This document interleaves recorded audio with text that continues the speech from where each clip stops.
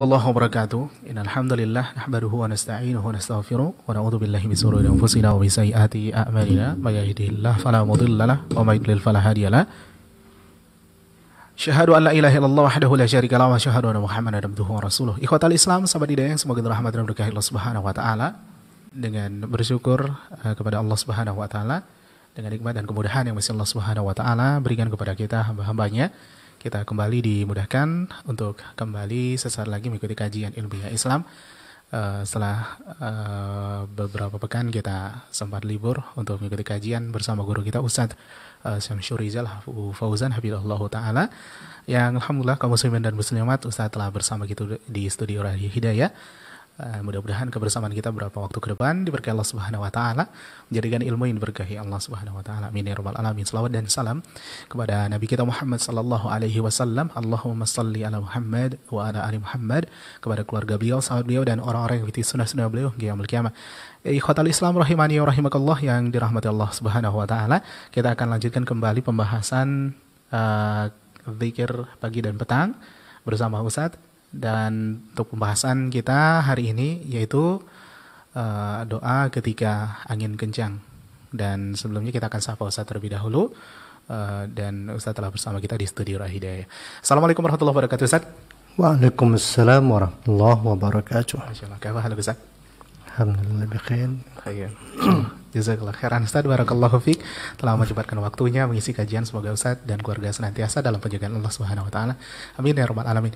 Ikhwatal Islam rahimani wa rahimakumullah, sesuai dengan apa yang telah Anda informasikan tadi dalam pembahasan kita hari ini, yaitu doa ketika angin kencang.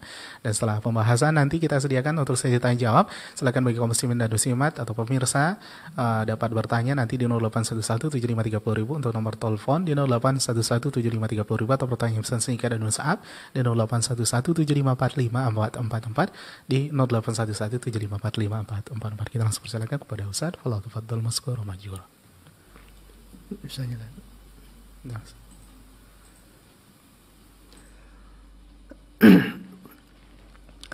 Bismillahirrahmanirrahim.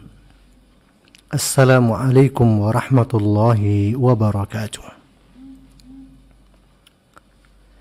Innal hamdalillah nahmaduhu wa nasta'inuhu wa nastaghfiruh wa na'udzu billahi min shururi anfusina wa sayyiati a'malina. Man yahdihillahu fala mudilla lahu wa man yudlil fala hadiya lahu. أشهد أن لا إله إلا الله وحده لا شريك له وأشهد أن محمدا عبده ورسوله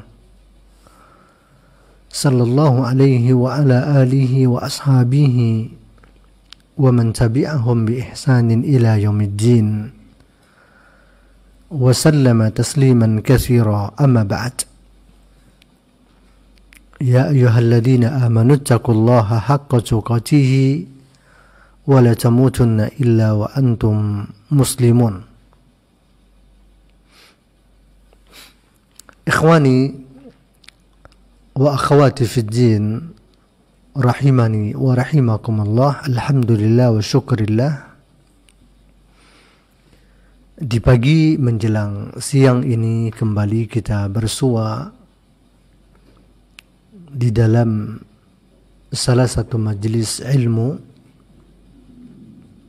sekalipun secara online, akan tetapi mudah-mudahan pertemuan kita ini tidak mengurangi keberkahan dari Allah Subhanahu wa taala, keberkahan majelis ilmu yang telah dikabarkan oleh baginda Rasul sallallahu alaihi wasallam. Kemudian salawat dan salam tercurahkan selalu buat baginda Rasul Muhammad sallallahu alaihi wasallam. Mudah-mudahan kita ini termasuk umat yang akan mendapatkan syafaat dari beliau kelak pada yaumul qiyamah. Amin ya rabbal alamin. Ikhwani wa akhwati fid din, para pendengar dan para pemirsa yang mudah-mudahan senantiasa dirahmati oleh Allah Subhanahu wa taala. Kita masih bersama kitab Hisnul Muslim, atau kitab yang menjelaskan tentang zikir-zikir dan doa-doa yang kita butuhkan di dalam keseharian kita. Terakhir pertemuan kita sudah sampai ke pembahasan doa ketika ziarah kubur. Dan pada kali ini kita akan mempelajari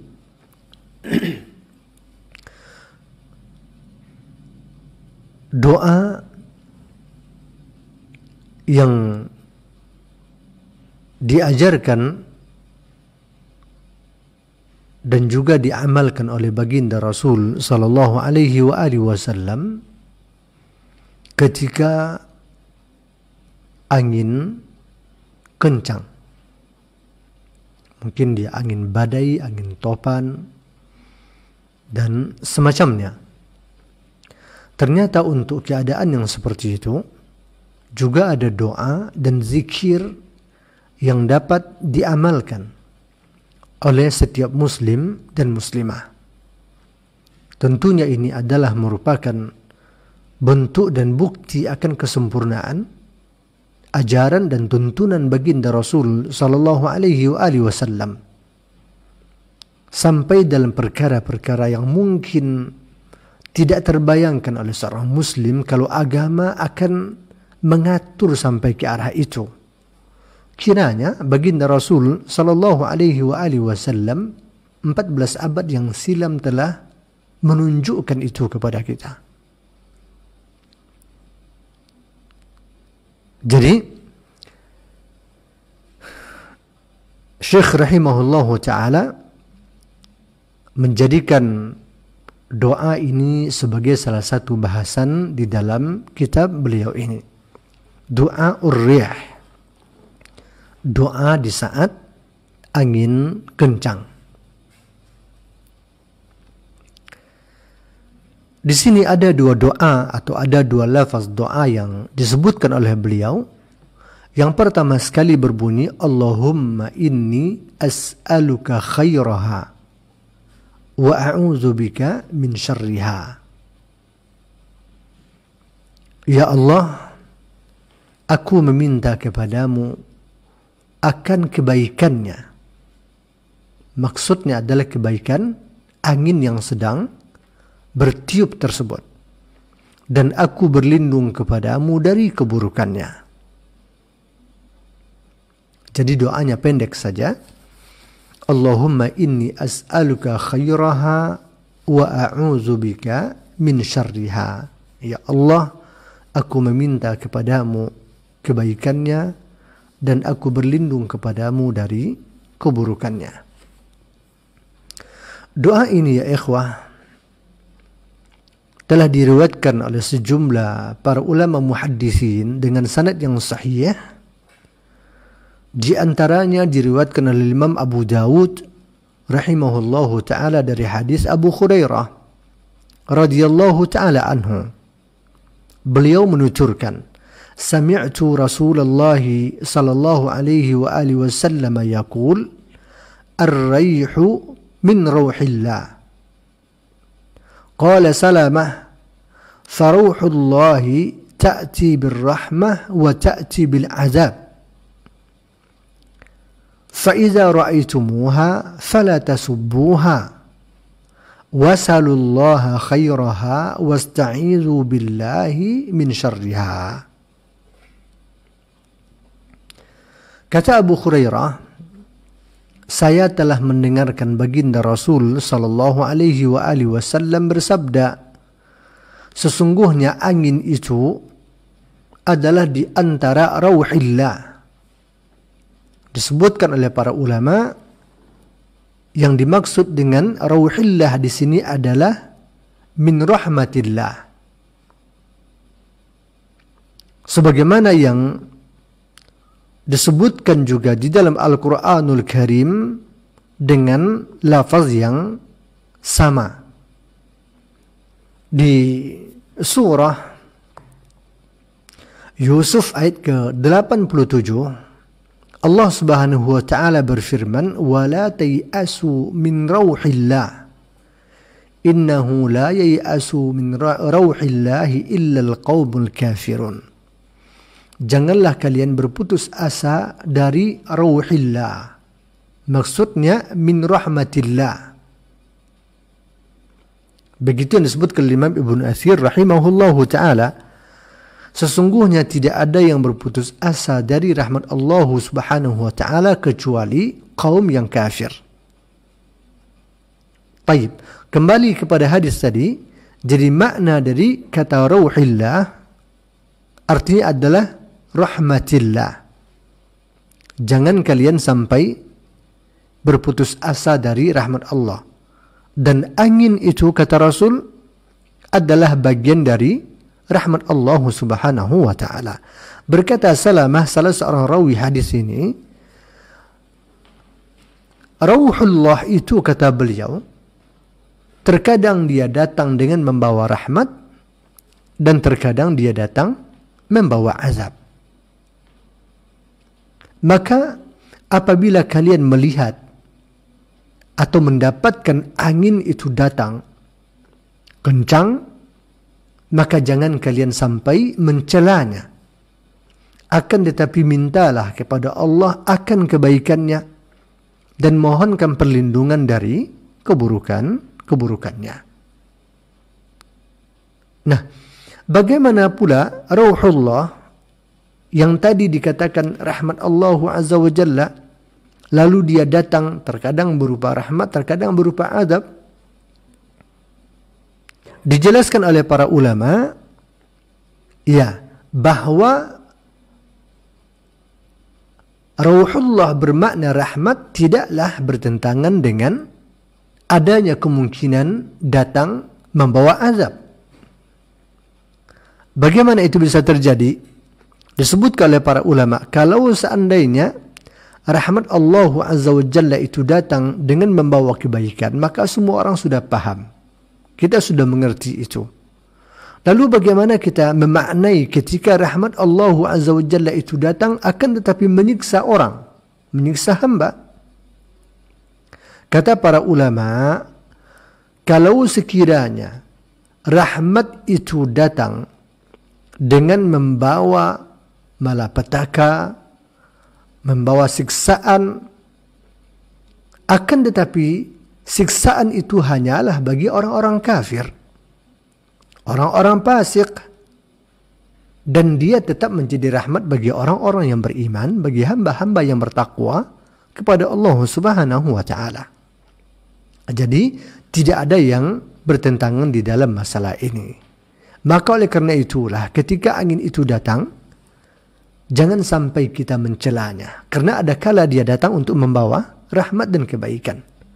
Akan tetapi jangan pula merasa senang sampai sedemikian girangnya sehingga tidak ada rasa cemas dan takut sama sekali yang mendorong kita untuk berdoa dan berzikir kepada Allah. Jangan pula sampai begitu, karena terkadang ada kalanya dia datang dengan membawa malapetaka atau membawa azab.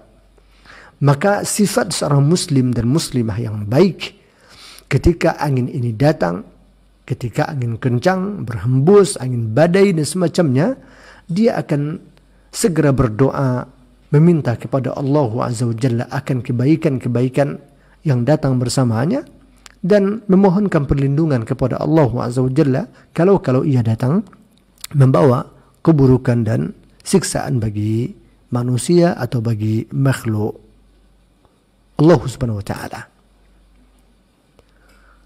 Tayyib.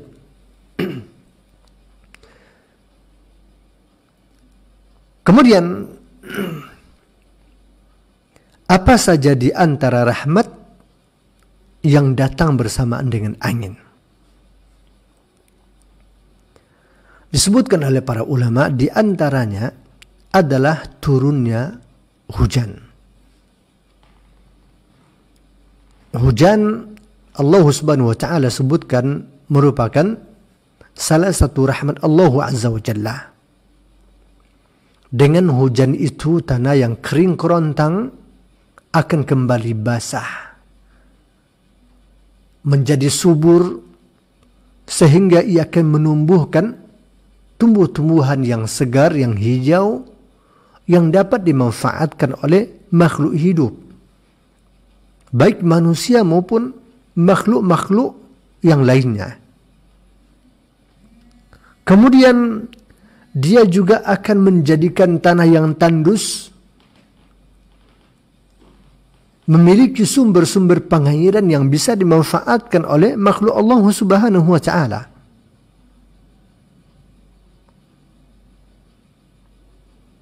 Dan dia juga bisa menyebarkan hujan ke sejumlah tempat-tempat sehingga ia tidak menumpuk di satu tempat, akan tetapi dia turun secara merata di beberapa tempat.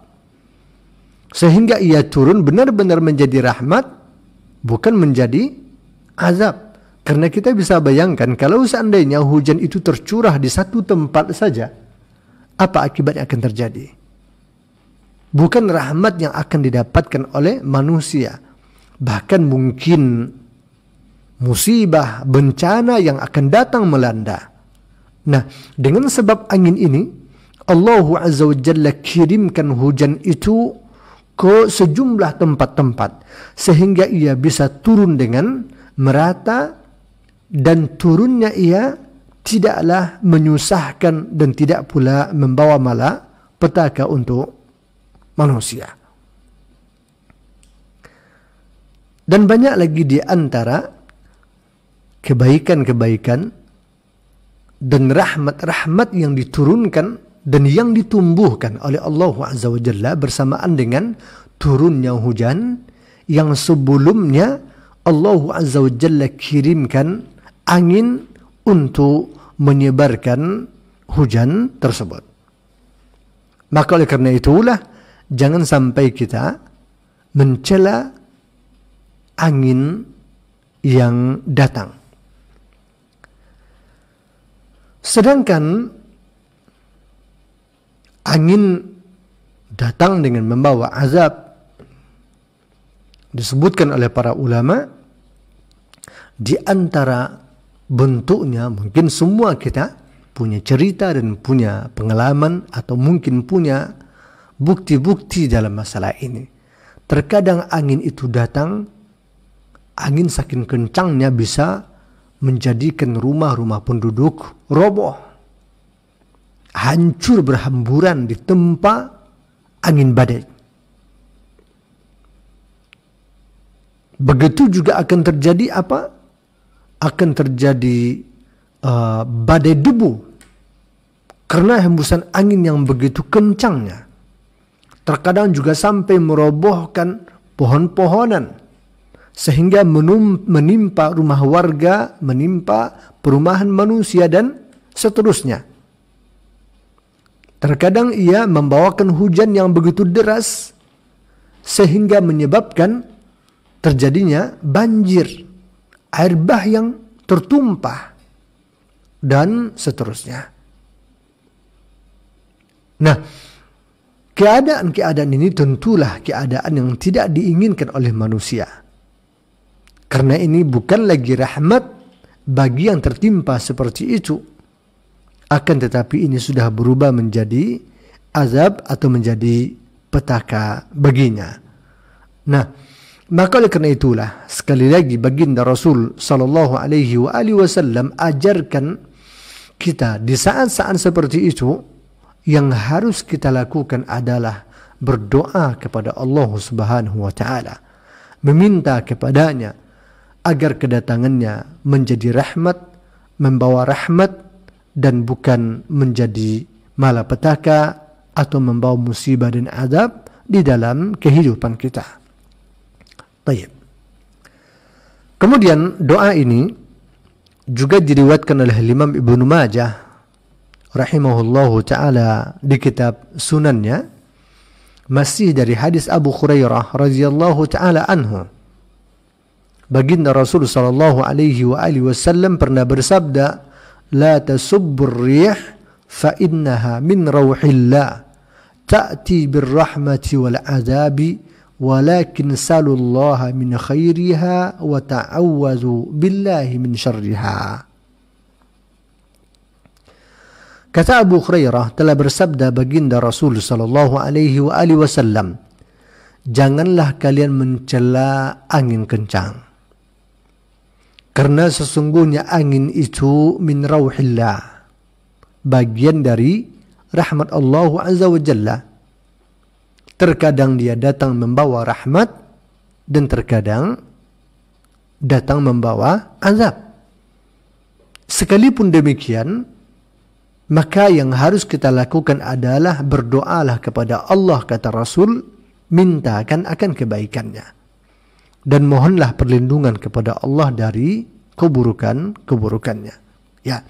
Jadi di sini baginda Rasul sallallahu alaihi wasallam langsung menyebut kalau kedatangan angin kencang itu bisa berupa rahmat dan kebaikan bagi manusia, akan tetapi juga tidak mustahil dia datang berupa azab dan siksaan bagi manusia, seperti yang tadi kita katakan. Jadi ucapan rawi Salamah tadi bukanlah semata-mata pemahaman beliau, akan tetapi itu juga apa yang dikatakan oleh baginda Rasul sallallahu alaihi wasallam. Jadi sekali lagi baginda Rasul ingatkan kita di dalam hadis ini agar kita sekali-kali jangan sampai mencela angin yang bertiup, angin yang berhembus, sekalipun sebegitu kencangnya, ya, akan tetapi hendaklah kita berdoa kepada Allah Subhanahu wa taala, karena dia datang bukanlah dengan sendirinya, dia datang karena perintah dari Allah Subhanahu wa taala. Angin tidak akan bisa berbuat sebagaimana makhluk lain tidak berbuat. Kalaulah bukan atas kehendak Allah dan perintah dari Allah Azza wa Jalla, maka dia tidak akan datang dan tidak akan bisa berhembus. Maka oleh karena itu, kalau sekiranya ada sesuatu yang kita harapkan dari kedatangan angin tersebut, maka mintanya kepada Allah, bukan kepada yang lain. Begitu juga ketika kita mengkhawatirkan ada sesuatu keburukan yang datang bersamaan dengan angin kencang itu, maka mohon perlindungannya kepada Allah Subhanahu wa taala. Karena itu semua adalah atas perintah dan ketetapan Allah Subhanahu wa taala. Baik. Kemudian hadis yang lain adalah hadis yang diriwayatkan oleh Imam Ahmad rahimahullahu taala. Dari hadis Ubay ibn Ka'ab radhiyallahu taala anhu, dari baginda Rasul sallallahu alaihi wasallam, beliau bersabda, "La tasubbur rih, fa idza ra'aytum minha ma takrahun, faqulu Allahumma inna nas'aluka min khairi hadhihi ar-rih wa min khairi ma fiha wa min khairi ma ursilat bihi wa na'udzu bika min syarri hadhihi ar-rih wa min syarri ma fiha wa min syarri ma ursilat bihi."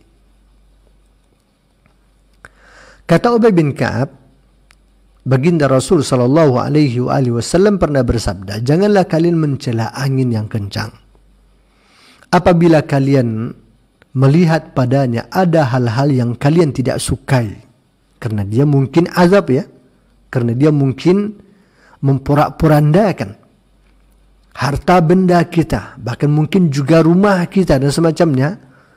Kalau begitu yang kalian lihat, maka ucapkanlah doa, ya Allah, sesungguhnya kami meminta kepadamu kebaikan angin ini, kebaikan yang ada padanya dan kebaikan yang ia bawa. Begitu doa kita. Dan aku berlindung kepadamu, ya Allah, dari keburukannya dan keburukan yang ada padanya dan keburukan yang ia bawa.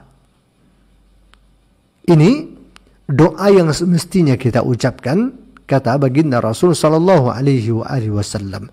Jadi lafaz ini sedikit lebih detail dibandingkan lafaz yang sebelumnya. Kalau sebelumnya hanya mengatakan Allahumma inni as'aluka khairaha wa a'udzubika min syarriha.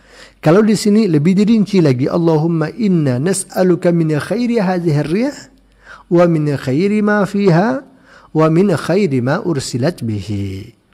Aku meminta atau kami meminta kepada engkau, ya Rabb, akan kebaikan angin ini, kebaikan yang ada padanya dan kebaikan yang ia bawa. Lalu wa na'udzubika min syarri hadhihi ar-rih wa min syarri ma fiha wa min syarri ma ursilat bihi. Dan kami berlindung kepada Engkau dari keburukan angin ini, keburukan yang ada padanya dan keburukan yang ia bawa. Baik. Dan masih banyak lagi riwayat-riwayat lain yang menyebutkan akan doa ini. Baik. Kita cukupkan dulu sampai di sini. Kemudian kita mencoba mengambil faidah dari hadis yang mulia ini sebagaimana yang telah disebutkan juga oleh para ulama-ulama kita. Yang pertama sekali, pelajaran yang bisa kita ambil adalah bahwasannya angin merupakan bukti dan tanda-tanda yang jelas yang menunjukkan akan kekuasaan Allah Azza wa Jalla Sang Khaliq, qadirun ala kulli syai', fa'alun lima yurid. Allah Azza wa Jalla yang maha kuasa atas segala-galanya. Allah yang menciptakan segala makhluk dan Allah bisa saja berbuat apapun yang dikehendaki oleh Allah Subhanahu wa taala. Dan angin ini adalah salah satu bukti nyata bagi kita. Berapa banyak kita menyaksikan kejadian-kejadian luar biasa yang mungkin tidak kita duga sebelumnya atau yang mungkin tidak masuk dalam akal dan logika kita, akan tapi dia terjadi. Kenapa bisa terjadi? Karena kuasa Allah, karena kehendak Allah. Macam-macam, termasuk juga turunnya hujan, tumbuhnya tumbuh-tumbuhan setelah disirami oleh air hujan yang datang dari langit. Itu juga tidak lepas dari kontribusi angin yang ditiupkan oleh Allah Azza wa Jalla, sehingga ia bisa turun dengan merata. Dia bisa disebar ke beberapa daerah, tidak ditumpuk di satu tempat saja. Dan itu atas perintah Allah Azza wa Jalla. Dan Allah lakukan itu dengan cara mengirimkan angin yang membawa awan-awan hujan itu ke tempat-tempat yang dikehendaki oleh Allah Subhanahu wa taala.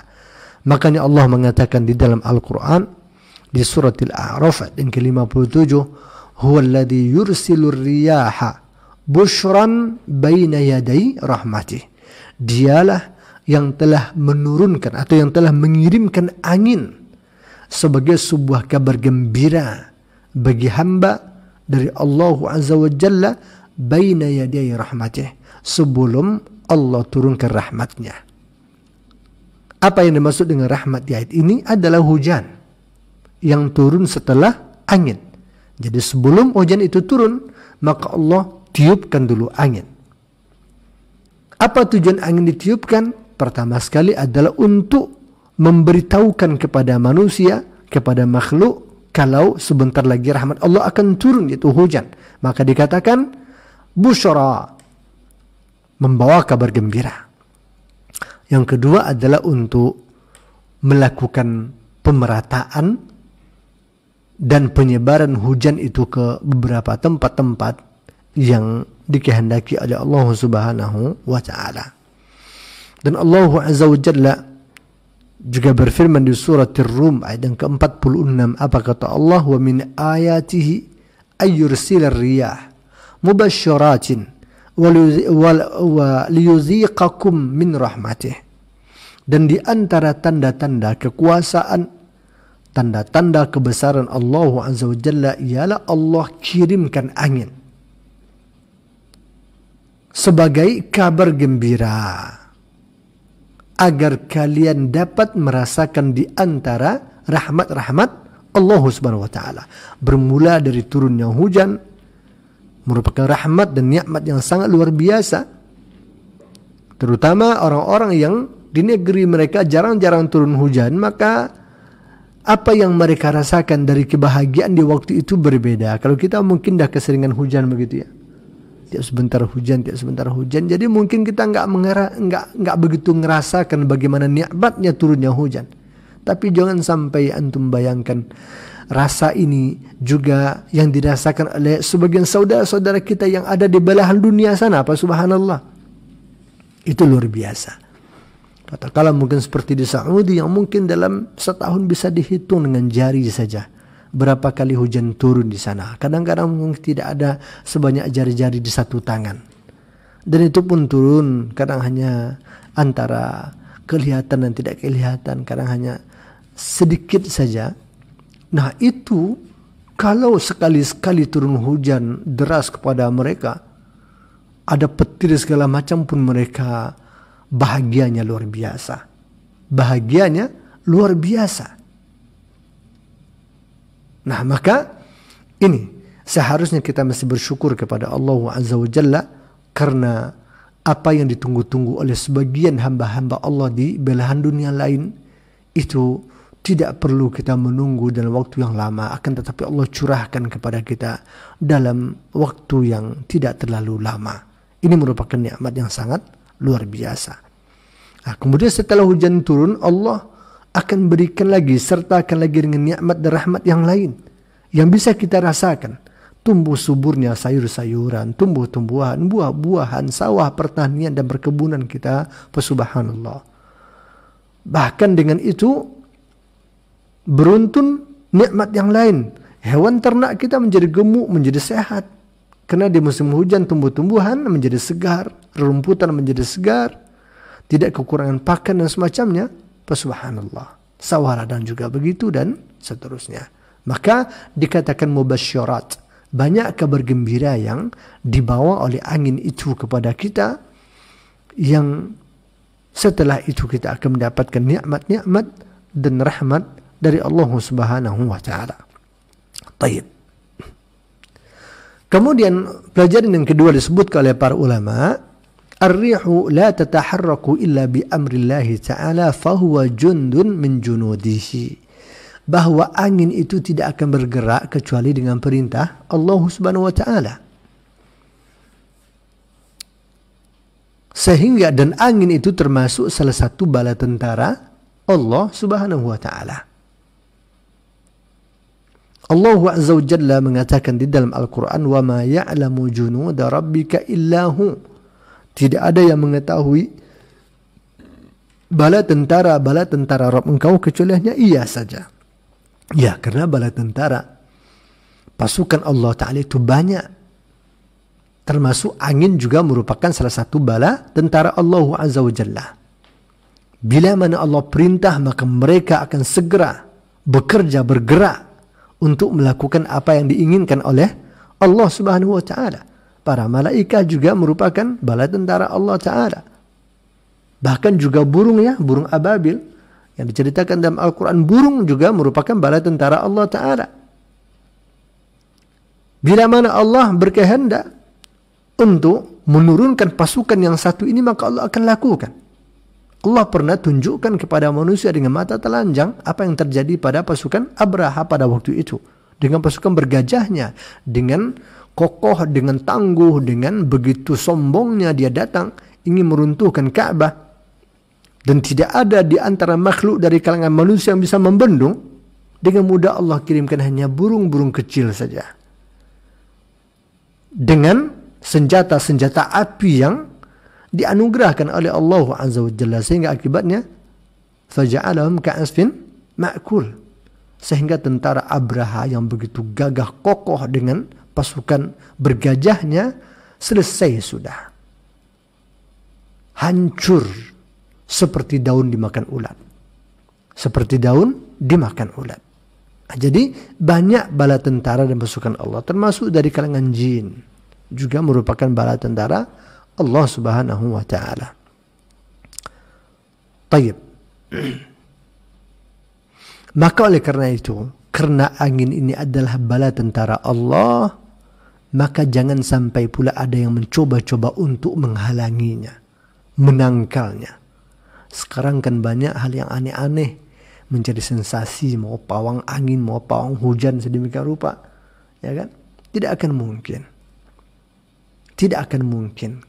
Bagaimana mungkin kita bisa menghalanginya sementara mereka datang atas kendali dan perintah Allah Ta'ala.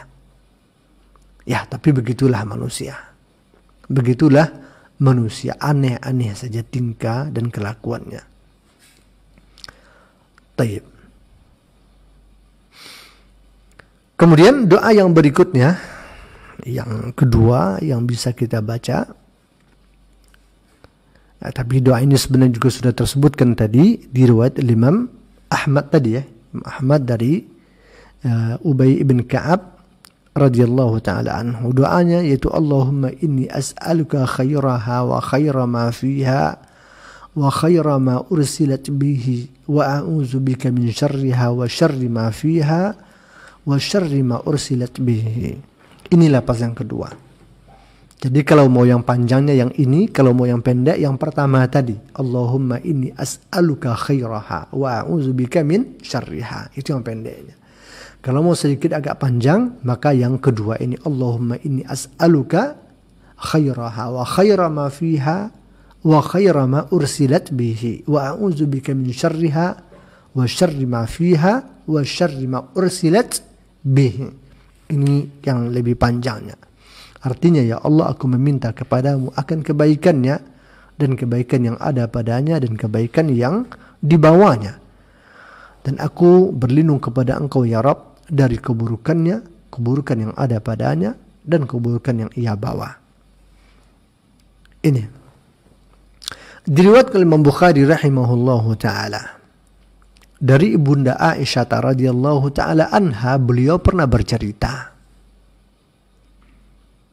Apa kata Ibunda Aisyah? Ma ra'aitu Rasulullah sallallahu alaihi wa alihi wasallam dhahikan hatta ara minhu lahawatih. Innama kana tabassam. Saya enggak pernah, kata beliau, melihat baginda Rasul itu tertawa terbahak sehingga sampai tampak apa namanya? Gerahang. Sampai tampak gerahangnya seperti kita wah ha ha dan sebagainya. Enggak, kata beliau. Wa inna ma kana yatabassam. Nabi itu hanya tersenyum saja. Tapi ini hanya apa yang diketahui oleh baginda atau oleh Ibunda Aisyah. Kalau tidak, di riwayat yang lain kita juga temukan bahwa Nabi juga pernah tertawa. Jadi ini tidak bertentangan. Karena Ibunda Aisyah dan para sahabat mereka hanya bercerita sebatas apa yang mereka tahu saja. Mereka tidak mau mengada-ada. Yang mereka tidak tahu mereka tidak akan ceritakan.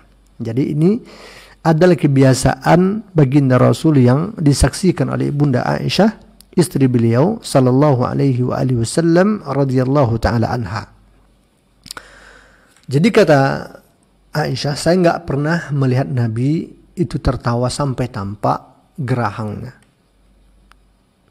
Akan tapi beliau biasanya hanya tersenyum. Lalu beliau mengatakan, wa kana idza ra'a ghaiman aw rihan urifa fi wajhihi. Kalau lagi datang mendung, gelap, atau rih, atau angin badai, angin kencang, urifa fi wajhihi, maka itu akan terlihat dari wajah Nabi itu. Ada sesuatu yang terlihat, maksudnya tampak raut wajah beliau itu cemas, khawatir dan takut. Qalat, sehingga beliau bertanya, ya Rasulullah, innan nasa iza ra'ul ghaima farihu raja'a an yakuna fihi al-matar. Wahai baginda Rasul, orang-orang kalau lagi melihat ada mendung, maka girangnya luar biasa karena mereka berharap setelah itu akan turun hujan, kata Aisyah. Wa araka iza ra'aitahu 'urifa fi wajhika al-karahiyah. Namun engkau beda. Kok kelihatan di wajah engkau sedih atau cemas begitu? Kok enggak seperti orang-orang begitu istilahnya? Apa kata baginda Rasul sallallahu alaihi wasallam? Ya Aisyah, ma yu'minni an yakuna fihi azab aziba qaumu birrih wa qad ra'a qaumul adab faqalu hadha aridun mumtiruna.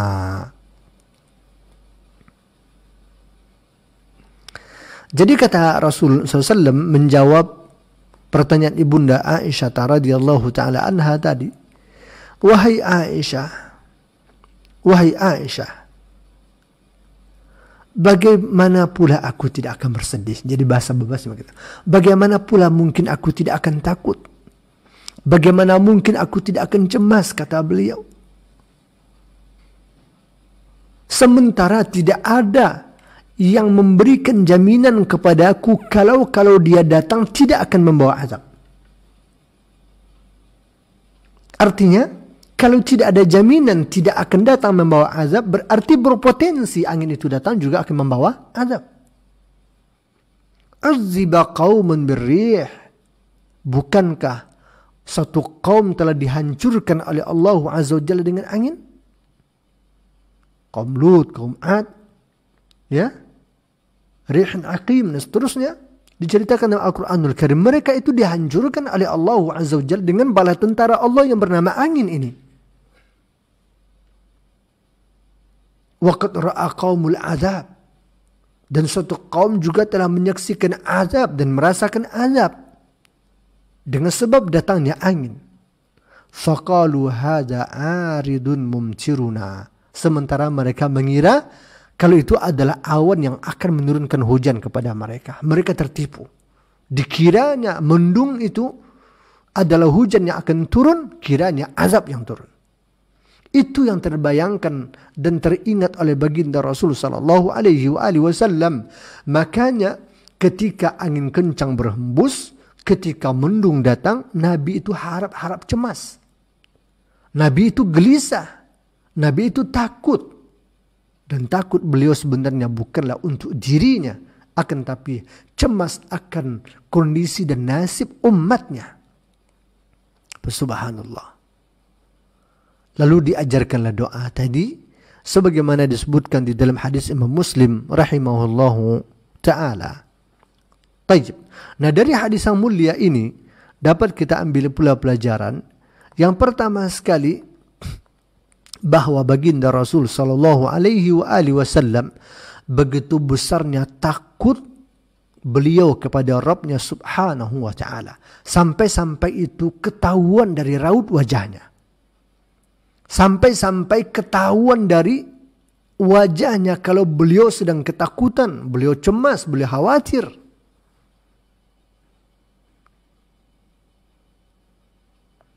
Sebagaimana yang disaksikan tadi oleh Ibunda Aisyah radhiyallahu taala anha. Ini yang pertama. Jadi, kalaulah Rasul saja begitu takutnya kepada Allah, begitu takutnya kalau Allah akan murka, akan menyiksa, lalu kita akan aman-aman saja? La ilaha illallah.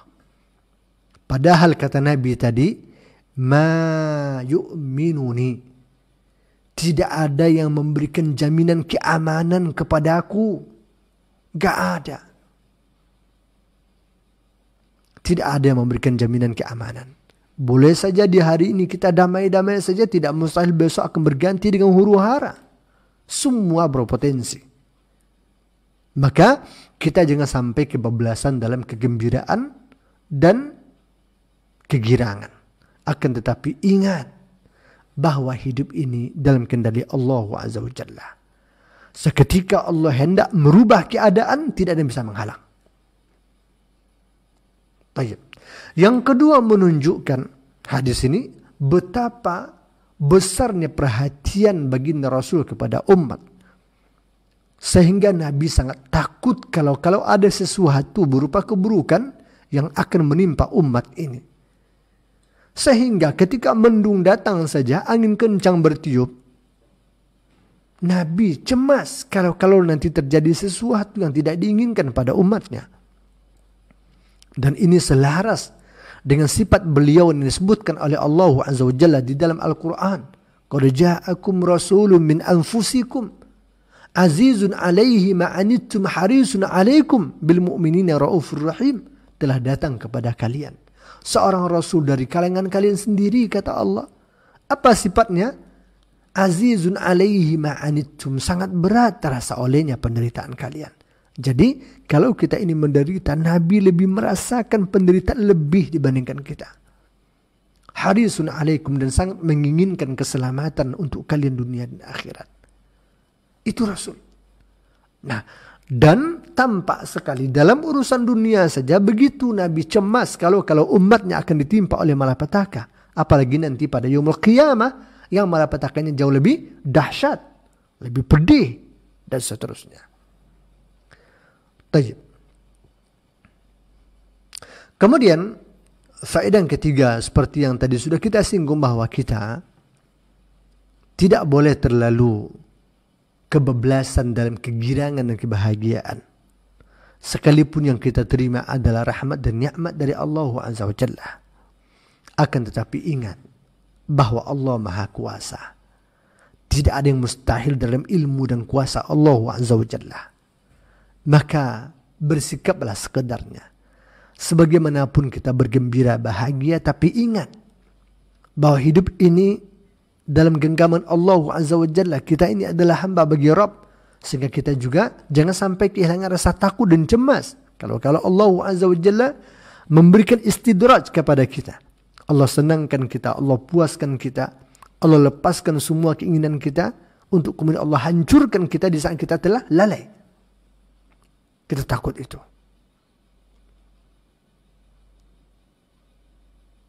Dan Allah telah katakan di dalam Al-Quran, kalau sekiranya Allah hendak menyiksa dan menghancurkan suatu kaum, maka Allah fatahna alaihim barakatin.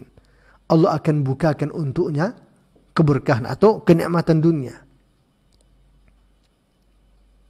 Hatta idza farihu bima utu akhadnahum bautatan fa idza hum mublisun, kata Allah. Lalu ketika mereka sudah kelewat girang dengan apa yang mereka peroleh, kenikmatan yang mereka dapati, maka di saat itulah kami siksa mereka secara tiba-tiba sehingga mereka tertunduk, berputus asa, mati bergelimpangan dan seterusnya. Nah, jadi jangan sampai kebablasan dalam kegirangan dan kebahagiaan sampai lupa kepada Allah Subhanahu wa taala. Nah, kembali kepada ini, sekalipun hujan merupakan sekalipun angin merupakan pembawa kabar gembira kepada manusia bahwa akan turunnya hujan setelah itu, begitu juga mendung ya juga merupakan isyarat akan turunnya hujan setelah itu. Setelah turun hujan maka akan banyak kebaikan akan kita dapatkan, namun ingat bisa jadi kenyataan berbalikan dengan kenyataan itu semuanya. Maka perlu kita senantiasa berada di antara rasa harap kepada Allah dan juga rasa cemas dan takut kepadanya. Berharap akan rahmatnya dan takut akan siksaan dan azab dari Allah Subhanahu wa ta'ala. Nah, ini saja dulu pembahasan kita di pertemuan kali ini. Silahkan Bapak Ibu, kawan-kawan, para pemirsa, para pendengar, mengamalkan hadis ini, zikir ini. Yang belum hafal silahkan menghafal. InsyaAllah ta'ala mudah untuk kita hafal, dia pendek saja. Moga-moga Allah Azza wa Jalla menjadikan kita orang-orang senantiasa dilindungi dan dirahmati oleh Allah Tabaraka wa Ta'ala. Wallahu ta'ala a'lam bishawab. Baik, terima kasih Ustaz. Syukron kasiran atas pelajaran serta ilmu yang telah disampaikan. Mudah-mudahan menjadi ilmu yang dapat kita amalkan dalam kehidupan kita sehari-hari. Baiklah, ikhwatul Islam rahimani rahimakumullah yang dirahmati Allah Subhanahu wa taala.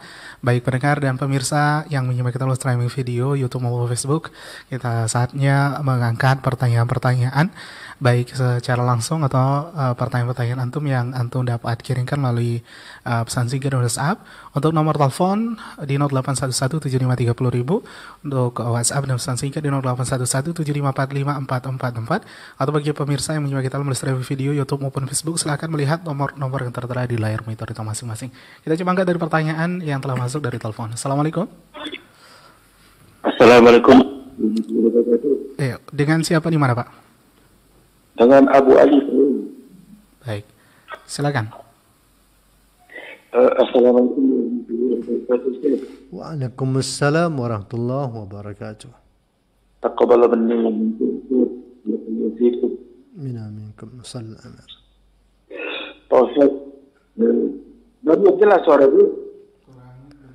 Agak kurang. Kalau bisa diperjelas lagi lebih baik, Bapak.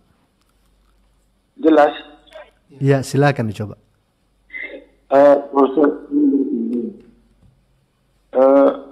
ini sebenarnya Allah masih jauh para kita betul amal kita. Ternyata, Bapak, ternyata memang tidak jelas suaranya. Ya. Kurang jelas, Pak. Tak jelas. Ya, mungkin kalau Bapak boleh bergeser sedikit posisinya, boleh dicoba karena tidak bisa ditangkap dengan jelas. Ya. Jelas, Bu. Silakan. Ini udah agak keluar dari rumah nih. Baik. Tak bisa. Silakan.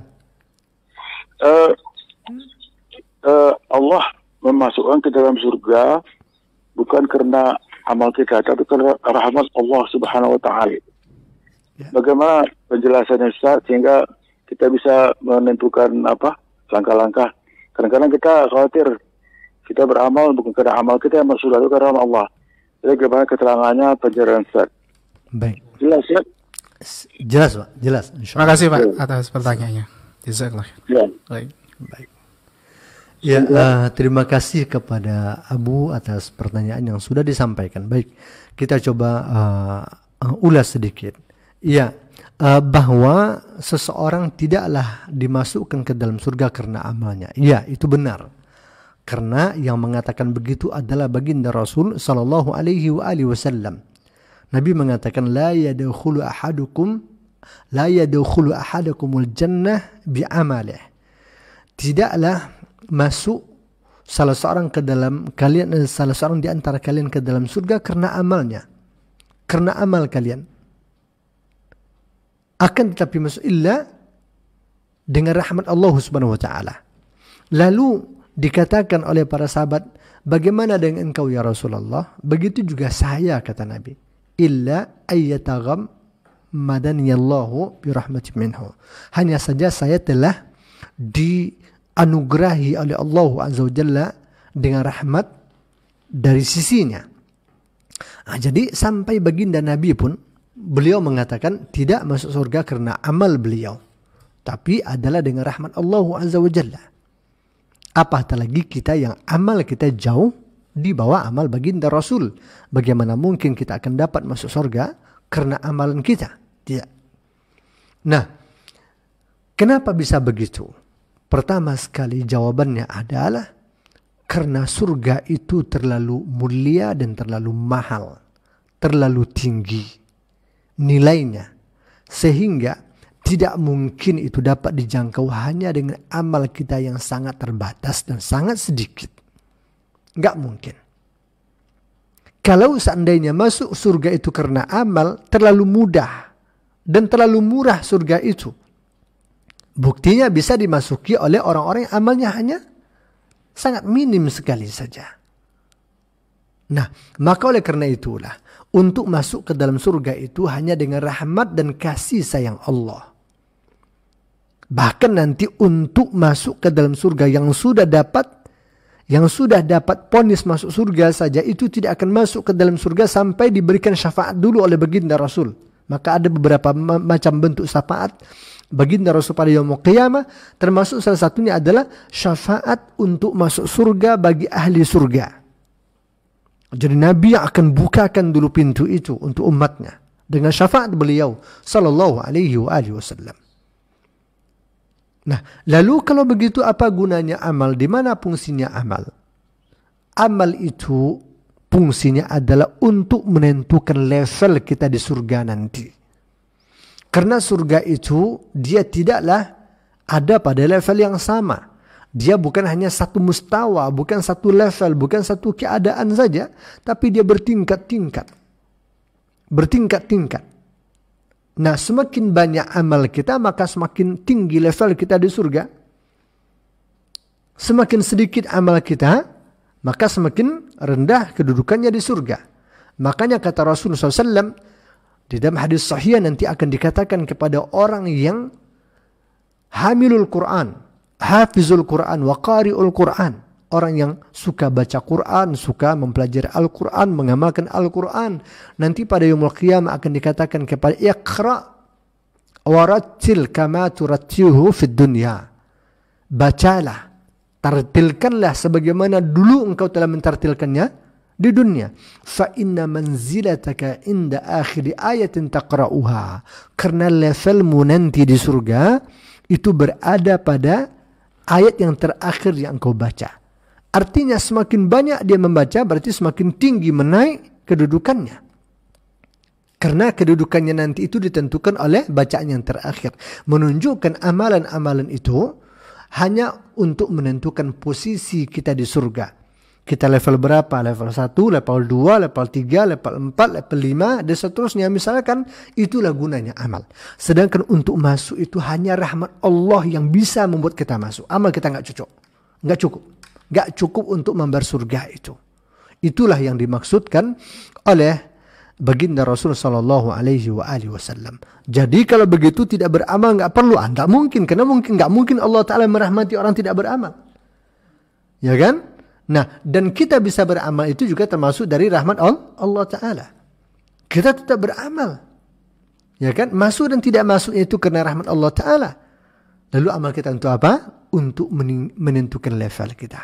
Agar kita dapat level tertinggi, maka semangat beramal. Semangat beramal. Perbanyak amal ketaatan. Perbanyak amal saleh. Agar semakin naik terus nanti level kita di surga Allah Subhanahu wa Ta'ala. Ini yang bisa saya komentari. Moga-moga ada faedah dan manfaatnya. Wassallallahu wasallam ala Muhammad. Terima kasih. Terima kasih. Syukran kasiran, jazakallah khairan atas jawabannya. Semoga Bapak yang telah bergabung bersama kita dari telepon juga dapat mendengarkan dengan jelas. Silakan untuk penelpon berikutnya kita terima sebelum kita beralih ke pertanyaan dari WhatsApp dan pesan singkat. Untuk nomor telepon di 08117530.000, untuk WhatsApp dan pesan singkat di 0811754544. Assalamualaikum. Dengan siapa di mana? Dengan pendengar setia Pekanbaru. Ya, silakan Ibu. Assalamualaikum Ustaz.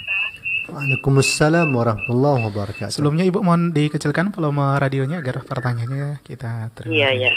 Terima kasih Bu. Silakan Ibu. Ini Ustaz yang saya tanyakan, saya sering mengerjakan sholat duha 12 rakaat setiap hari. Ada yang bilang harus bervariasi katanya.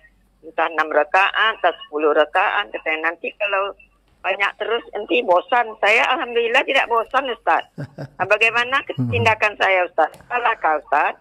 Ya. Nah, terima kasih. Assalamualaikum warahmatullahi wabarakatuh. Waalaikumsalam warahmatullahi wabarakatuh. Iya.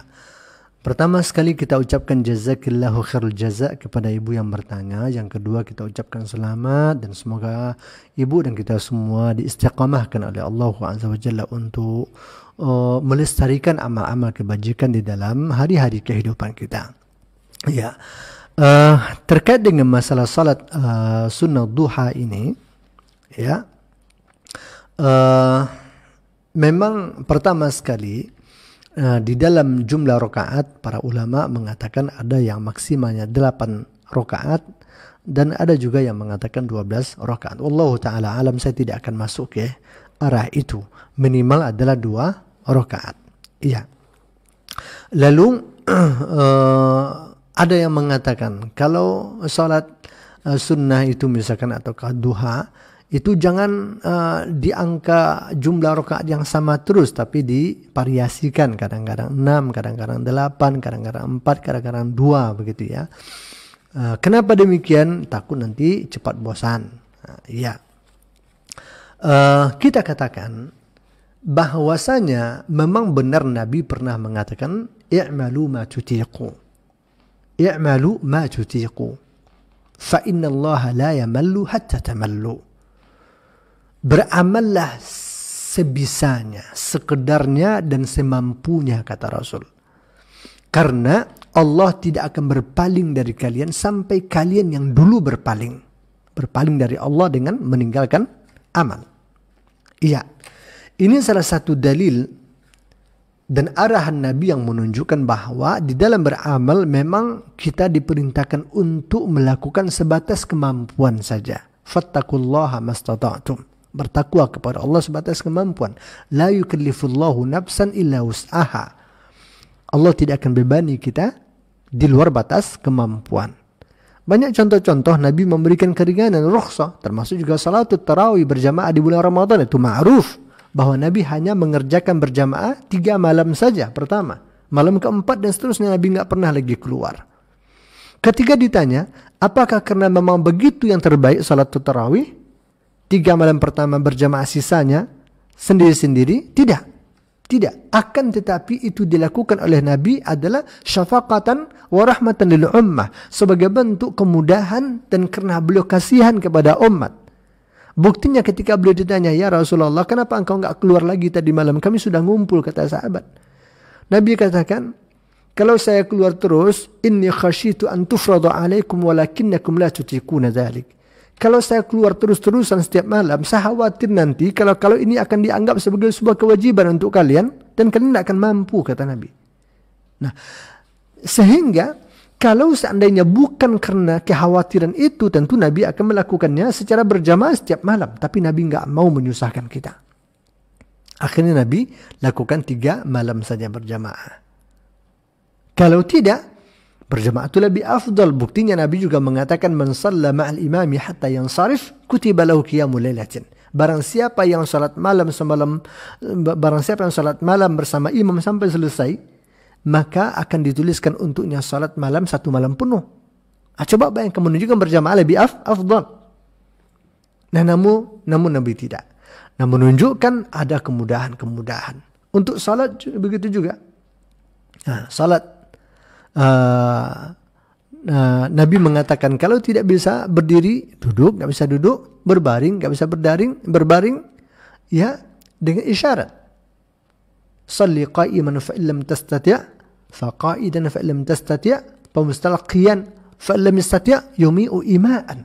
Berisyarat, dengan isyarat saja. Begitu kemudahan-kemudahan diberikan sesuai dengan level dan kemampuan seseorang. Nah, iya. Tapi hadis ini bukan berarti kita nggak boleh salat tarawih jamaah terus. Nanti kalau alasannya itu, berarti kan bisa begitu. Jangan jamaah terus dong tiap malam. Nanti kau bosan begitu ya. Sesekali di rumah lah, sesekali sendiri-sendiri, sesekali di masjid. Kan rumus tadi begitu cara pasangnya kan. Kalau 12 rakaat terus nanti bosan. Sama aja. Kalau jamaah itu nanti bosan juga. Apakah benar nanti yang lebih tepat salat tarawih itu misalkan sesekali jamaah, sesekali sendiri di rumah? Enggak ada yang mengatakan begitu. Ya kan? Nah, akan tetapi Nabi hanya memberikan kepada kita arahan dan bimbingan. Kalau seandainya dengan dipaksa itu akan membuat kita futur dan tinggalkan amal, enggak usah dipaksa.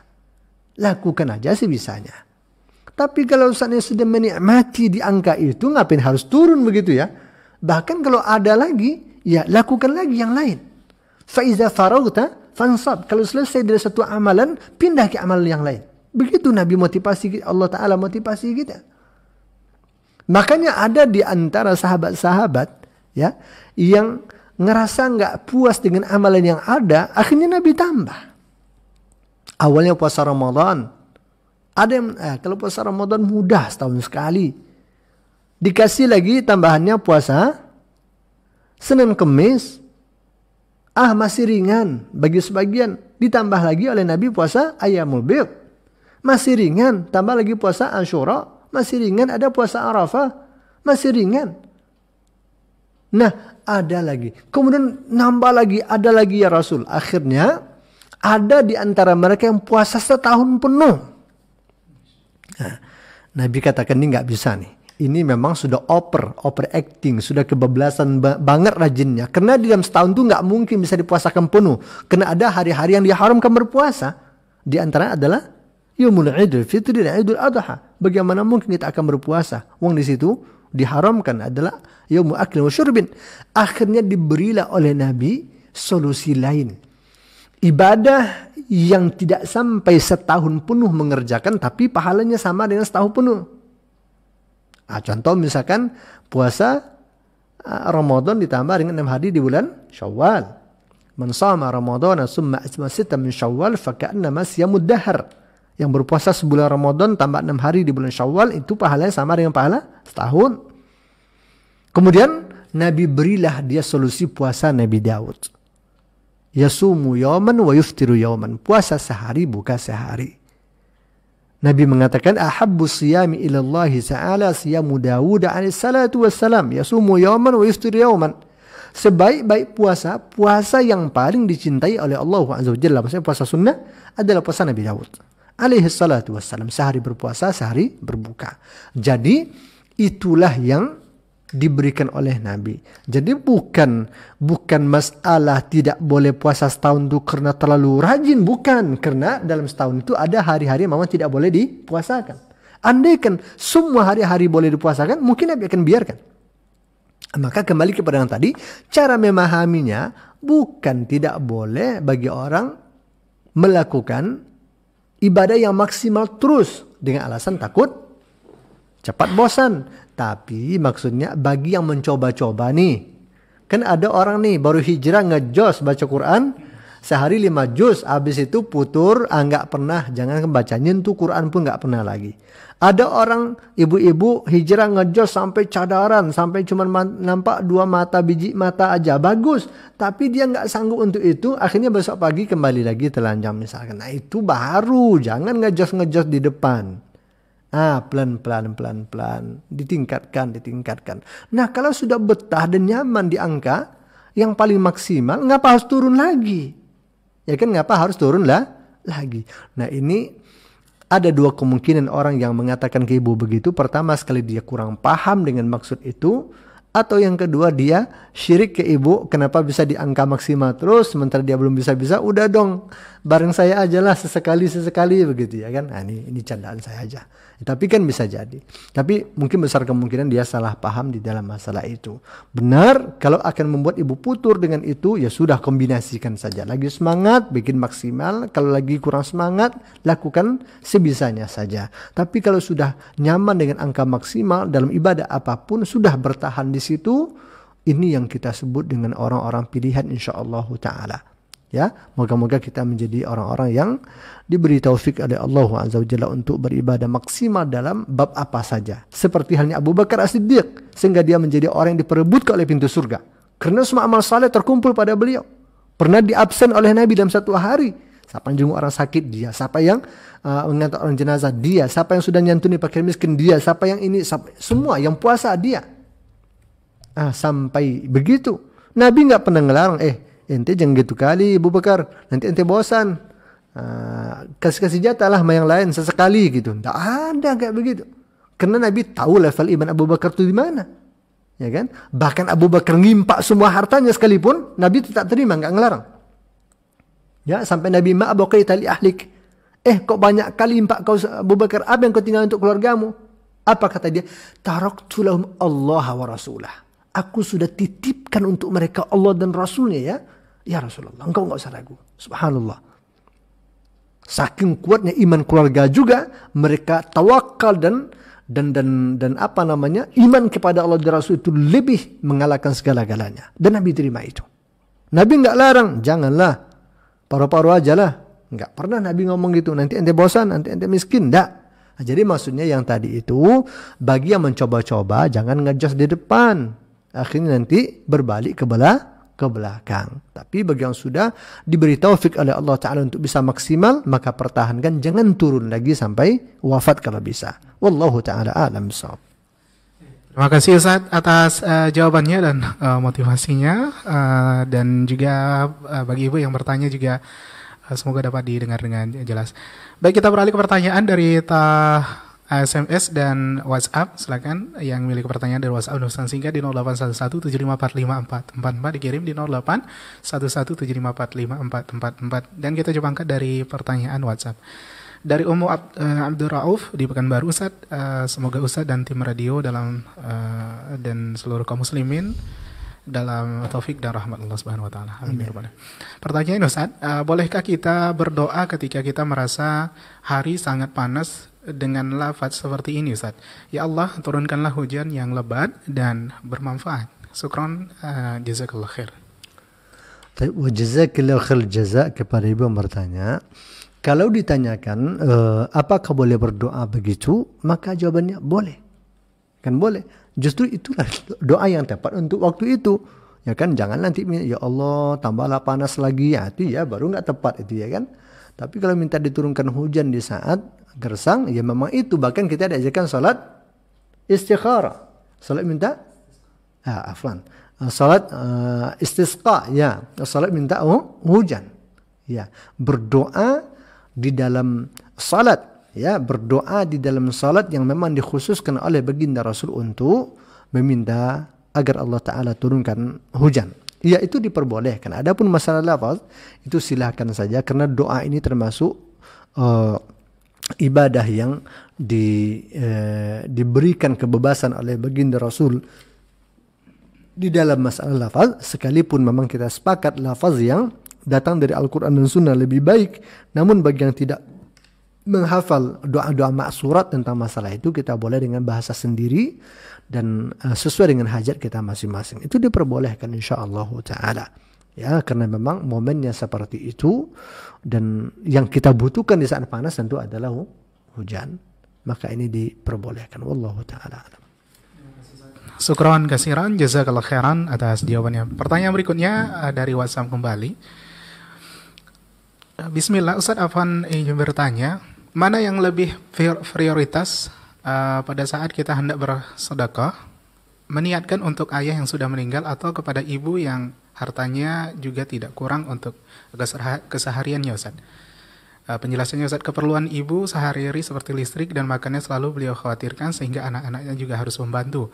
Sementara uang simpanan ibu sepeninggal ayah lebih dari cukup untuk itu. Uang pensiun janda juga masih ada karena kemampuan anak-anaknya sekarang sedang terbatas kalau untuk membackup keduanya. Tetapi anak-anaknya juga ingin bersedekah. Bolehkah dengan kondisi begini tetap bersedekah ke tempat lain seperti masjid dan anak yatim? Manakah yang lebih diutamakan, Ustaz? Iya. Jadi pertanyaan yang terakhir. Manakah prioritasnya, Ustaz, untuk bersedekah kepada ayah yang sudah meninggal atau membantu ibu yang sebenarnya masih berkecukupan? Terus yang terakhir seperti tidak ada hubungan dengan yang pertanyaannya kepada kaum muslimin. Tidak. Ya, baik. Seperti itu, Ustaz. Kita coba ulas. Terima kasih kepada yang bertanya. Pertama sekali, bahwa berinfak dan bersedekah, ya, ini memang harus dilihat dari arah secara menyeluruh agar tidak terjadi ketimpangan. Ya, sekalipun bersedekah adalah sesuatu yang dianjurkan, dan sedekah itu sendiri pun sebenarnya itu bisa mencakup makna apa yang tadi dipertanyakan, yang sepertinya adalah bertentangan sebenarnya. Ya, jadi pertama sekali bersedekah. Allah Ta'ala tidak syak lagi telah mengatakan di dalam Al-Quranul Karim, walladzina yu'minuna bil ghaibi wa yuqimuna shalah wa mimma razaqnahum yunfiqun. Jadi di antara tanda-tanda orang beriman adalah mereka menafkahkan dan menginfakkan sebagian rezeki yang Allah berikan kepadanya. Wa mimma razaqnahum yunfiqun. Sebagian dari apa yang mereka rezekikan kepada mereka, mereka infakkan.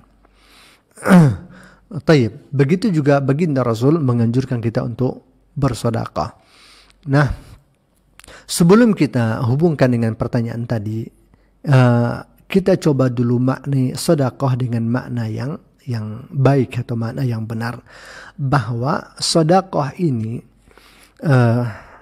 agama telah memberikan kita panduan yang baik, bahwa bersedekah kepada karib kerabat, ya, kepada karib kerabat, kepada orang-orang dekat kita, itu dianjurkan, lebih dianjurkan, lebih dimotivasi. Bahkan ada kalanya bersedekah, berinfak kepada orang yang memang berada di dalam tanggungan kita, maka itu justru malah lebih wajib untuk diutamakan. Nah, ini yang harus kita pahami. Jadi alokasi infak sedekah ini ada 3. Ada yang anjuran, dibolehkan, dianjurkan. Ada yang lebih dianjurkan, lebih diprioritaskan. Dan ada yang itu merupakan kewajiban yang harus kita lakukan. Maka ini seyoknya tidaklah dibenturkan antara satu dengan yang lain. Nah, berinfak, bersedekah yang wajib atau berinfak nafkah, maksudnya adalah orang-orang yang wajib kita nafkahi, termasuklah kedua orang tua, anak kedua orang tua. Nah, ini adalah skala prioritas yang paling utama. Allah Azza wa Jalla tidak menuntut kita untuk berinfak kepada fakir miskin, tidak menuntut kita untuk berinfak kepada orang lain, kalau sekiranya nafkah wajib belum lagi kita tunaikan dengan baik. Nafkah wajib belum lagi bisa kita tunaikan dengan baik. Ya, tidak akan ada bermanfaat amalan-amalan sunnah kalau kewajiban kita abaikan. Nah, maka sampai Nabi mengatakan hatta luqmatan taj'aluha fi imra'atika kutiba lahu sadaqah. Sampai satu suapan yang engkau berikan ke mulut istrimu, maka itu ada nilai sedekahnya bagi engkau. Jadi jangan kira orang yang menafkahi keluarga dengan baik mereka tidak bersedekah. Tidak, Allah Ta'ala berikan pahala ganda kepada mereka.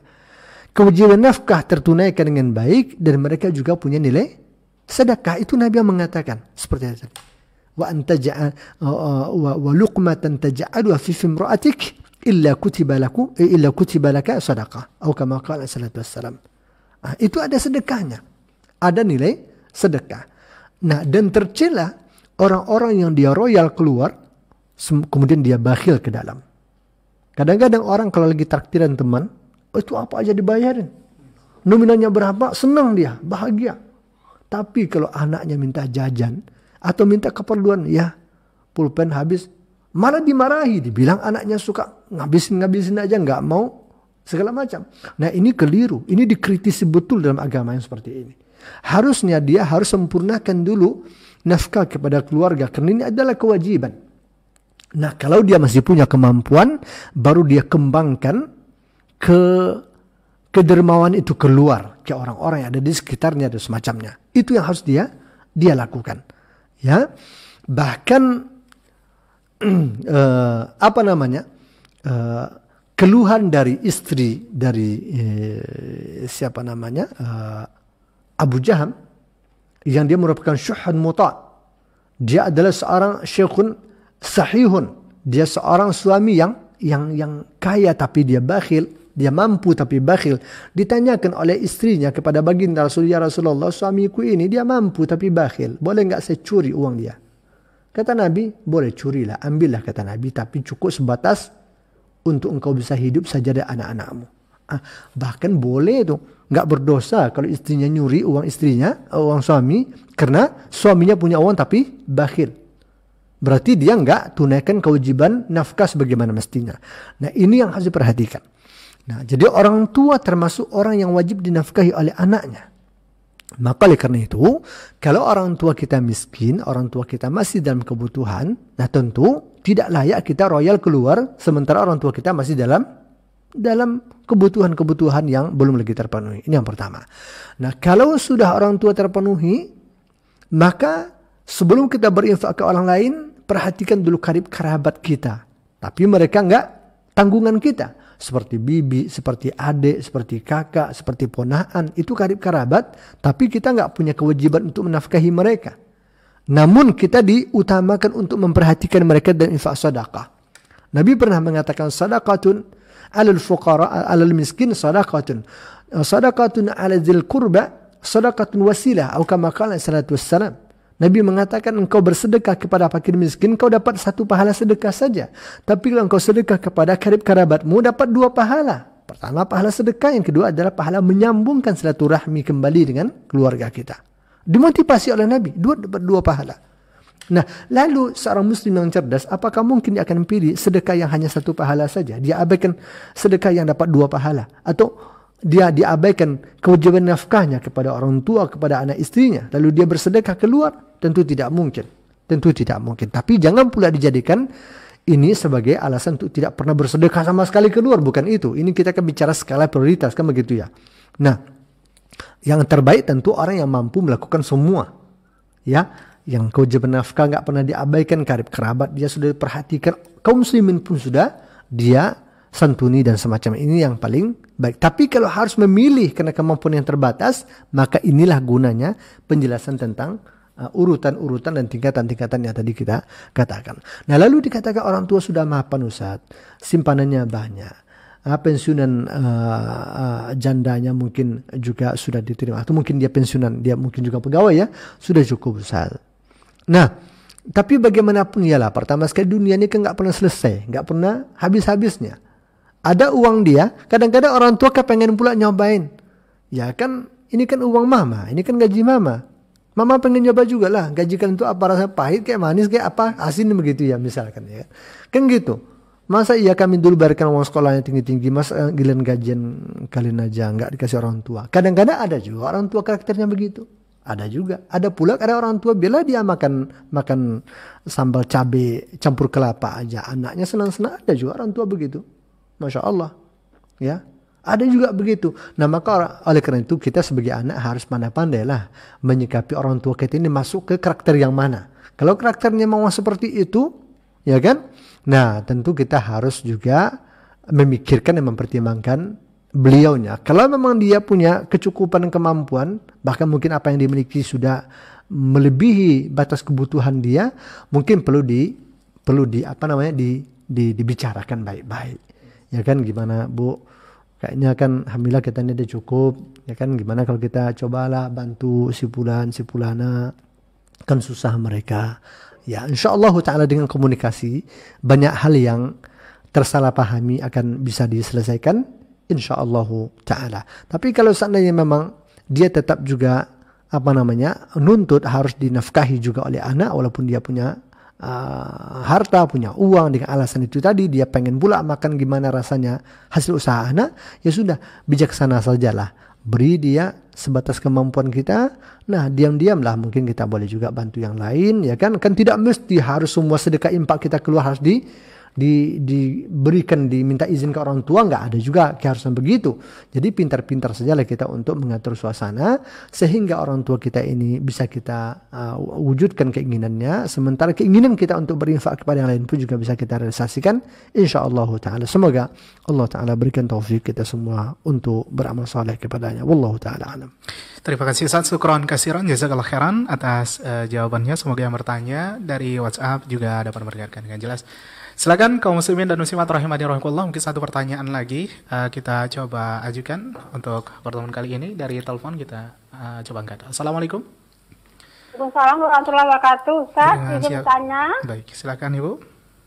Ya, Ustaz, kita kan mau salat qalbiyah, salat fardu, waktunya tidak mengizinkan. Ustaz, tidak salat kita kalau baca Al-Fatihah, tidak baca doa iftitah, tidak baca ayat.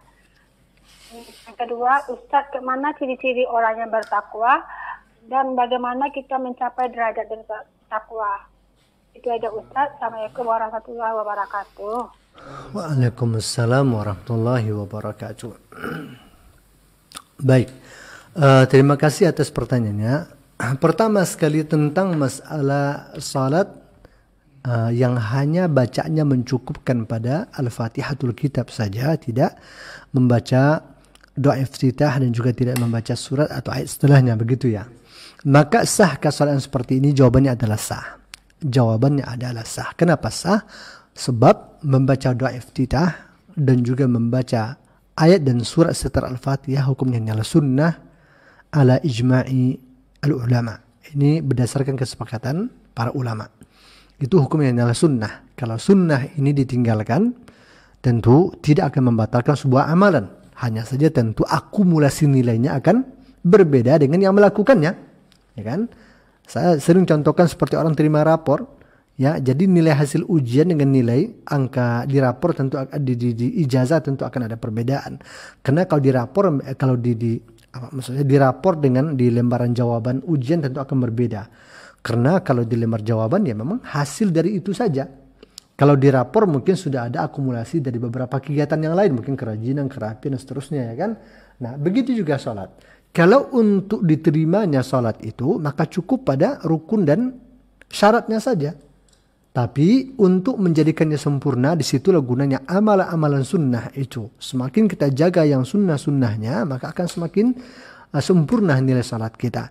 Nah, salah satu di antara yang sunnah dalam salat adalah membaca doa iftitah sebelum Al-Fatihah dan membaca surah atau ayat setelah Al-Fatihah. Jadi ini diperbolehkan.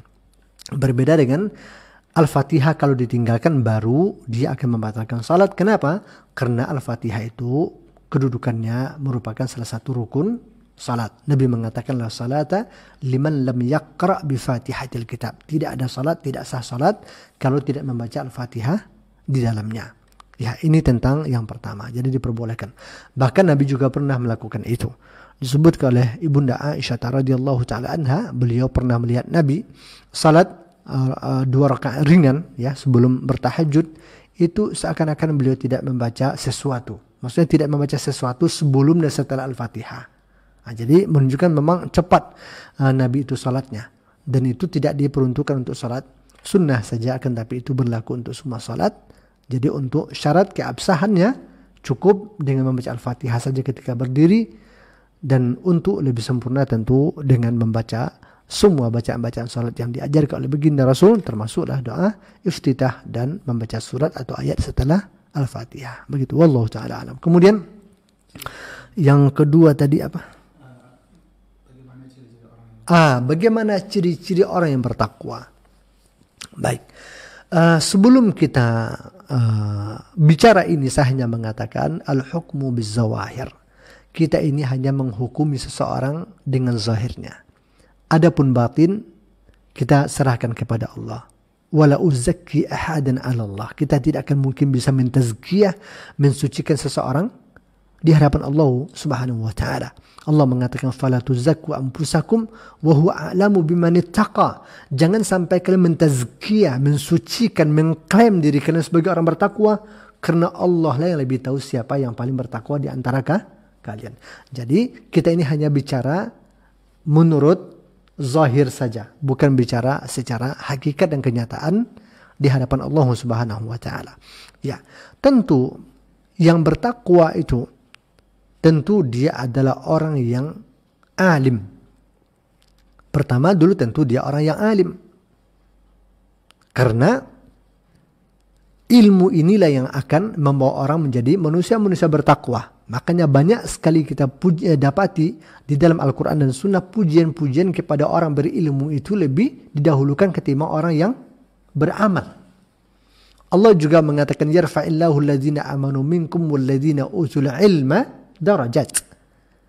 Jadi diangkat derajat orang berilmu dan beramal, orang beriman dan beramal saleh, tapi yang punya ilmu dilebihkan beberapa derajat. Allah juga mengatakan hal yastawil ladzina ya'lamuna wal ladzina la ya'lamun. Apakah sama antara orang yang mengetahui dengan orang tidak mengetahui? Tentu jawabannya tidak sama. Hal yastawil a'ma wal basir. Apakah sama antara orang buta dengan melihat? Tentu tidak. Nah, ini kemudian Nabi juga mengatakan fadlul alim 'alal 'abid ka fadli 'ala sairi adnakum, kata Rasul. Perumpamaan seorang alim dengan ahli ibadah, ini yang diperbandingkan oleh Nabi, bukan antara alim dan bodoh, tapi alim dengan ahli ibadah, orang yang rajin ibadah. Itu permisalannya, perumpamannya kata Nabi, kemuliaan ahli ilmu di atas ahli ibadah tadi kafatli ala sairi adnakum, seperti kelebihan dan kemuliaan saya di atas orang yang paling rendah di antara kalian, kata Nabi. Subhanallah. Coba bayangkan bagaimana jarak antara mulia Nabi dengan orang yang paling rendah di antara manusia. Seperti itulah Nabi buatkan perumpamaan untuk orang alim dengan ahli ibadah. Apalagi sudahlah tidak alim, tidak pula ahli ibadah. Lawannya tentu beda jauh. Dalam hadis lain Nabi mengatakan fadlul alim 'alal 'abid ka fadlil qamari lailatal badri 'ala sa'il kawakib, kata Rasul. Permisalan orang alim dengan ahli ibadah itu sama seperti bulan di malam purnama dengan bintang-bintang yang ada. Gimana coba? Kalau sudah terbit bulan purnama, maka tidak akan ada yang muji bintang lagi. Karena cahaya bintang akan ketimpa oleh cahaya bulan purnama. Begitulah. Itu antara alim dengan abid. Makanya saya katakan orang berilmu ini tentu syarat pertama untuk jadi orang yang bertakwa. Allah Ta'ala mengatakan innama yakhshallaha min ibadihil ulama. Rasa takut yang menjadi motor orang-orang akan bertakwa kepada Allah itu ada pada ulama. Dengan ilmunya mereka kenal akan kebesaran Allah Ta'ala, kuasa Allah, kemudian Allah, keagungan Allah, sehingga terdorong mereka untuk beribadah dan bertakwa kepadanya. Jadi dia alim tentunya. Kemudian yang tidak kalah penting, dia betul-betul mengamalkan ilmunya. Jadi ilmu bukan hanya sebatas dihafal, bukan hanya sekedar retorika dalam berdebat dan semacamnya, tapi ilmu itu untuk diamalkan. Disebutkan oleh para ulama, al-ilmu nurun yakzifuhu Allahu ala qalbil ibad atau fil qalbil ibad. Ilmu itu adalah cahaya yang dimasukkan oleh Allah ke dalam hati seorang hamba. Laisa ilmu bikasrati riwayah wala bikasrati dirayah. Bukanlah ilmu itu dengan banyaknya riwayat dan banyaknya penguasaan tentang disiplin ilmu. Bukan itu hakikatnya, tapi adalah cahaya lentera yang dimasukkan oleh Allah ke dalam hati seorang hamba sehingga dia benar-benar berjalan di atas petunjuk Allah Subhanahu wa taala. Jadi yang dia amalkan itu bukan hanya yang wajib-wajib saja, sampai kepada yang sunnah-sunnah dia amalkan. Bukan saja masalah yang dianjurkan, bahkan perkara yang hanya sifatnya untuk menjaga maru'ah saja dia jaga. Contoh misalkan pakai peci. Ya kan, pakai peci ini nggak ada apa-apanya. Tapi tidak bisa dipungkiri kalau peci ini memang sudah menjadi simah dan sudah menjadi sudah menjadi budaya identik kepada kebaikan. Makanya kita bisa rasakan kalau lihat ustadz berceramah berapi-api mantap tapi nggak pakai peci, itu kurang klop gitu misalkan. Maka karena itu orang bertakwa dia tidak dianjurkan untuk bermudah-mudah melepaskan pecinya di tempat umum. Karena itu akan menjatuhkan maruahnya sehingga orang akan membuat orang tidak tertarik dengan ilmu. Padahal dia punya ilmu yang luas. Tapi ini tentu untuk sebagian daerah. Kita lihat sekarang, ya ustaz-ustaz muda mungkin gitu pula gaya dia pendekatannya kan. Kadang-kadang dia pakai ya macam-macam lah. Wallahu ta'ala alam. Tapi yang jelas secara umum peci ini sudah merupakan akan menambah adab dan wibawa seorang alim tentunya. Jadi seorang alim itu. Makanya sampai kita dikatakan oleh diajarkan meninggalkan sesuatu yang akan menjatuhkan maruah itu tidak diperbolehkan. Begitu juga misalkan pakai kostum-kostum baju kaos ya kan. Apalagi pakai gambar-gambar gitar pula, itu kan nggak cocok lah seorang alim pakai seperti itu ya kan. Jadi yang begitu-begitu pun dia perhatikan. Kalau seandainya dia dengan begitu akan membuat orang ragu kepada ilmunya, orang tidak akan terima dakwah dia akan tinggalkan itu. Ya, bukan mencari popularitas, tidak. Tapi memang begitulah orang bertakwa, cara berhati-hati demi untuk ilmu dan dakwah ini. Ya, diamalkan. Begitu juga meninggalkan yang diharamkan oleh Allah Ta'ala. Yang makruh, yang syubhat, bahkan yang dia tidak butuh saja, dia tidak melakukan. Itu betul-betul orang yang sudah bertakwa tingkat tinggi. Tapi bukan pula berarti tidak boleh. Misalkan nih bedanya. Ya, handphone misalkan. Ada pula kadang-kadang kita suka gonta-ganti handphone atau keluar dia beli yang baru ya kan. Ya, memang dia mampu pula masalahnya. Jadi artinya tidak pula lah setiap orang yang gonta-ganti handphone dikatakan dia tidak zuhud dan wara'. Enggak. Karena kan motivasi beda-beda. Kadang-kadang memang dia punya kebutuhan, dia mungkin dia entah apa gitu. Termasuk mungkin buka-buka aplikasi keagamaan, Maktabah Syamil dan seterusnya. Mungkin tidak semua handphone yang mungkin support. Ada mungkin handphone baru, dia harganya mahal, dia support. Jadi nggak salah juga kalau ustaz itu dia beli handphone itu karena motivasinya untuk itu. Jadi dia bisa lebih gampang belajar, lebih banyak mutola'ah, kemana-mana dia lebih simpel. Kan nggak salah. Ya kan? Jadi kita nggak bisa menghukumi juga secara zahir. Tapi orang itu betul-betul dia melakukan sesuatu karena kebutuhan untuk akhiratnya. Maka saya katakan tadi, kita hanya bisa bicara secara zahir saja. Masalah hakikat kita nggak tahu. Ya kan? Bisa jadi yang beli handphone baru lebih bertakwa daripada handphone lama, kan bisa saja. Ya kan? Mungkin bisa juga orang yang berhandphone lama itu lebih warok daripada handphone baru. Tapi itu kan mungkin dan kedua-duanya bisa ada yang kedua-duanya. Bisa jadi zuhud itu ada yang pada yang punya mobil mewah, terkadang juga ada pada yang mobil tua. Tapi terkadang ada juga rakus dunia itu, orang yang pakai mobil jelek itu ternyata lebih rakus lagi dibandingkan orang yang punya mobil lebih bagus. Semua bisa-bisa saja. Maka kita hanya bisa mengatakan kalau dia orang yang alim, kemudian dia amalkan ilmunya secara zahir, kita nampak sampai kepada bab-bab yang sunnah, sampai kepada bab-bab yang menjaga maru'ah tadi dia jaga, maka kita bermohon kepada Allah dan kita bersaksi secara zahir kalau dia insyaAllah ta'ala orang yang bertakwa kepada Allah subhanahu wa ta'ala. Hakikatnya wa hisabuhu ala Allah azza wa jalla. Hakikatnya kita serahkan kepada Allah subhanahu wa ta'ala. Mungkin sampai di sini yang bisa saya ulas. Lebih yang kurang saya mohon maaf. Wassallallahu wasallam ala Nabi Muhammadin walhamdulillahi rabbil alamin. Terima kasih Ustaz, syukron kasiron, jazakallah khairan. Dan itulah pertanyaan dan jawaban yang telah disampaikan oleh Ustaz kepada kita semuanya, dan khusus untuk penanya.